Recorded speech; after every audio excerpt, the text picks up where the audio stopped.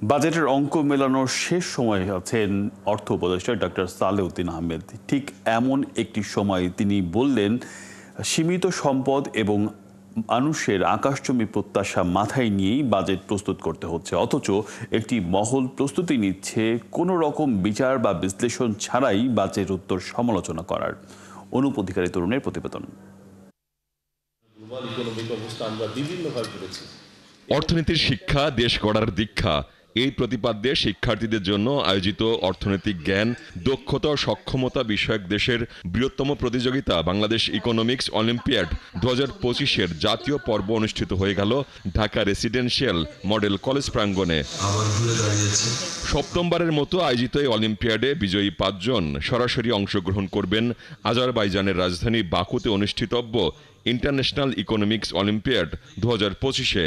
প্রতি দশকে দেখেছি যে 1% করে জিডিপি প্রবৃদ্ধি হয়েছে, পৃথিবীর অনেক দেশেই হয়েছে, আমরা সেটা অর্জন করতে পেরেছি।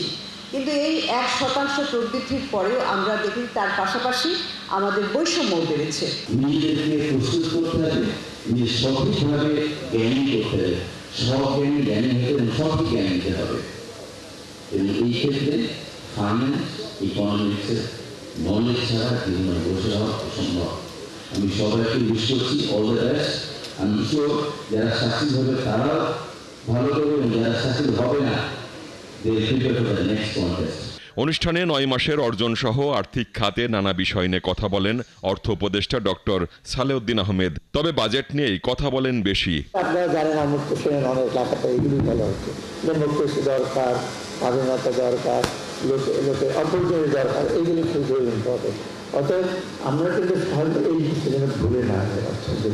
আমরা এখন তো আমি বাজেট নিয়ে অঙ্কগুলি করছি, 2 হবে না 5 হবে, এদের ভেতরে কত কিছু লোক কত লোক কত কিছু বলবে, সেটা আমি তো প্রিপেয়ার। বাজেটের পরের দিন 3 তারিখে হয়তো অনেক উত্তর দিতে হবে, সব উত্তর হয়তো আমি দিতে পারবো না, কারণ সম্পদের সময়।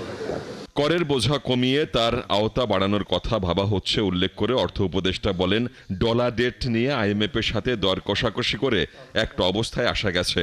তিনি বলেন, আয়ের সিংহভাগ যেন ভোগে ব্যয় না হয় সেটি নিয়ে ভাবার সময় এসেছে। অনুপ অধিকারী তরুণ, 71, ঢাকা।